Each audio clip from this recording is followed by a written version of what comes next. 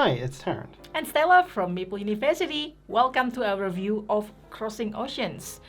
This game plays 2 to 4 players by PD Verlag, which I picked up at Essen Spiel 2022. Yes.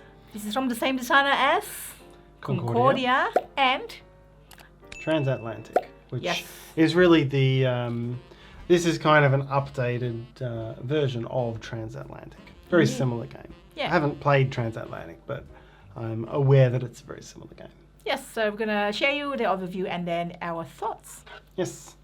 So this is a game of on picking your actions at the right time. There's a little bit of ongoing area influence control, and there's a rondel for actions.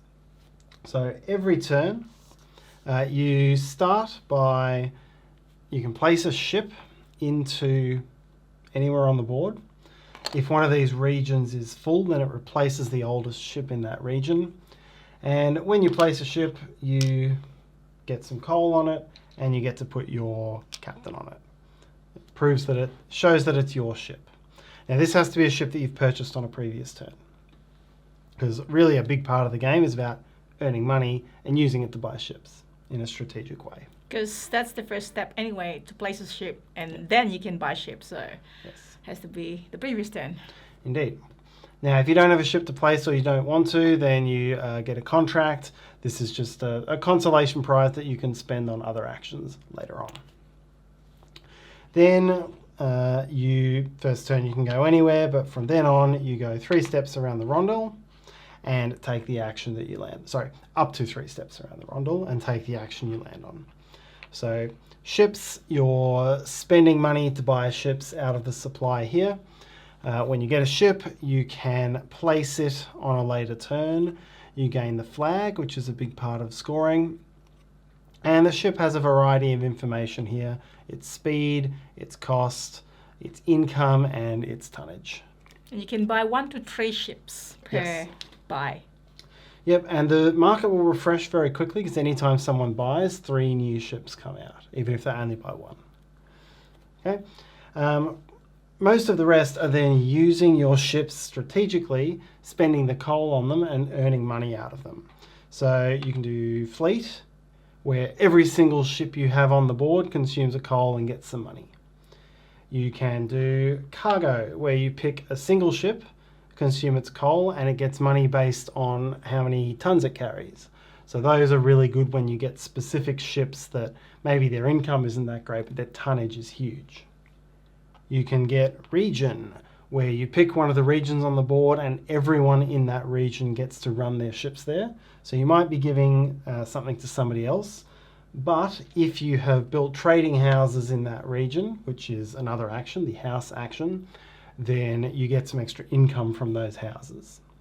The blue riband action, so this one's very steeped in shipping history. The blue riband was a real award that was given for the fastest transatlantic crossing.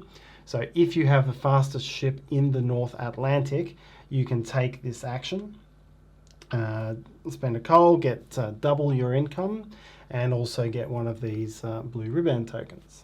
You can, what else is there? You can get coal. So this is how you get a coal pit, and then you replenish your ships with coal so they can start generating more income. And you can place trading houses, which I mentioned before. That also lets you take these trading house tokens. That's kind of the whole game. You play through that until the ship deck is out. And ultimately, where most of your points come from is building up tokens, matching tokens on these tracks here, and buying ships that have matching flags. So here, for example, my coal is worth 7 points per black flag because I've got these. The more of these you get, the more expensive it's going to be to pay for them. If I were going big on blue ribbons, I would get I would try to buy lots of blue ships, and that's really what it is. It's a big multiplier. You're trying to specialize in a type of flag, specialize in a set on your track here, while also having enough going on to keep your income going. You also get 3 points for every one of your coloured pieces on the board at the end of the game. So there's a big, because the oldest ship is always the one that goes out, there's a big amount of jockeying for the newer ships and the best positions. And when the game end triggers, you've still got 3 rounds to play, and that's all about positioning yourself and getting as much of your material on the board as you can. Pretty simple turn. Place a ship or get a contract, do something with a contract, and then do your turn with the Rondel action. What do you think? I suppose the first thing that comes to me is when I find a game that is sort of ultra specialization, that often turns me off a bit. I found that looking at this, there's no other than the coal, there's no real engine building benefit to any of these tokens. Well, a little bit here, because then when you build your house and then when the region activates, then just a little bit, then you get something. Well, yeah, a little bit, but so all the houses are worth value, but then when I place a house, I've got any choice of colour. So there's almost nothing to suggest why I shouldn't just specialise in one here and then get as many ships of that I can afford. So, I've found that everyone goes into specialisation. Yeah, even in the 4-player games. I mean, 2 players, even easier. Yeah. So that side of thing, I do like to have a mix between specialisation and generalisation. And I was actually surprised the actions weren't as interactive as I thought they were. Like when I looked at an action like region, where you can activate everything in one region, I'm like, all right, well, this game has kind of a Puerto Rico thing. You want to take an action at the wrong time for your opponent. But I didn't find that as much as I thought I would. So it's more about getting the ship. It's kind of like the expensive ship stays longer because the older ship gets rid of, but then it's also, you look at people, which one has got the most money, which one's going to win, you're probably going to go there and get rid of their ships. But it's also which area most beneficial to you. Yep. Not just kind of like king making. Yeah, so I thought it was... It was okay. It was okay. Yeah, it was okay. And this is, Terence absolutely right. This is definitely more specialization than generalization. And it's easy to see, okay, these presents or, specializations on the blue ribbon. And then you want to go with this one because there's a lot of points, like 10 victory points times whatever number of flags you have. I do like the look of the money though. This is like the paper money. They're almost real. Unfortunately, they are fake because they all have the same serial number. Now, I do like the feel of it. I did find that as the game went on, there was a lot more variety between the ships, sort of big income ships versus very big tonnage ships. Yeah. Big changes in price. So I thought I liked what that brought.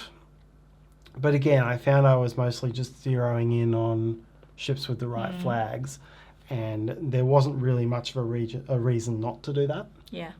Well, at least if you like punishing games, the Rondel restricts you to go where sort of strategically, although you can still discard contract to go to wherever you want.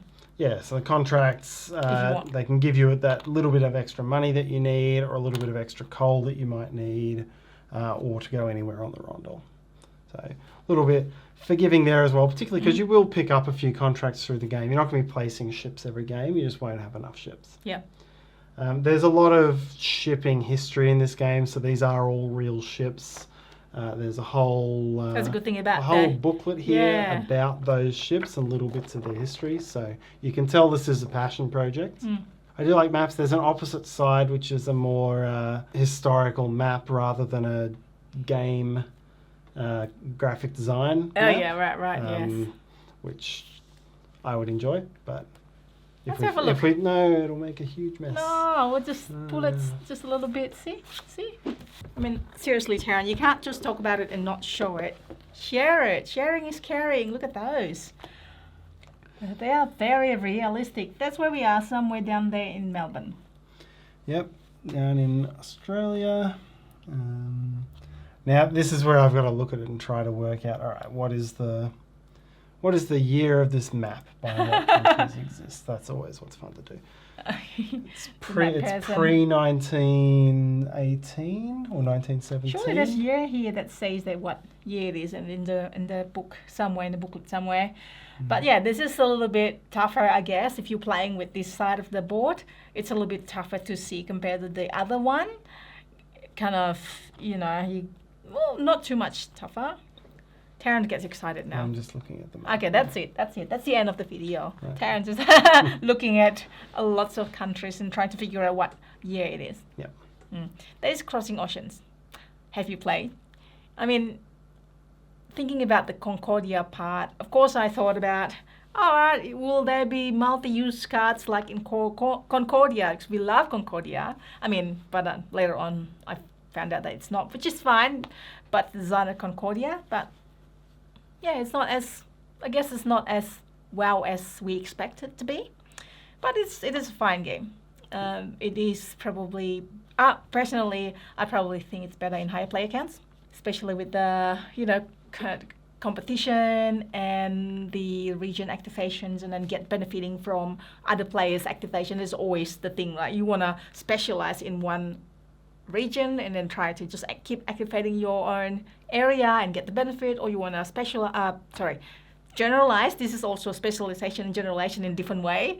Generalize in different regions and then get activated and get the benefit from other people's activation. Yep. There's also a little bit of a it can be a little king making in that I did mention that slightly. You do have to bump somebody off the board. Yeah. That's probably where most of the interaction of the game comes from as well. Yeah, that's it. That's Crossing Oceans. Let us know what you think. Did you pick it up at Aspenspiel? Let us know. Did you play Transatlantis? Let us know as well in the comment. We'd really love it if you can share that. If not, that's okay too. At least, please hit the like button, maybe not if you like, and subscribe to us if you haven't already done so. Hit the meeple in the corner, and if you hit the bell, you get notification when we have new videos like this one review, our live later on the weekend, short and sweet how to play and so on. I'm also on Instagram. Are you on Instagram? No, just me. Hopefully we'll see each other there, and hopefully we'll see you next time. Thanks so much for watching. Bye.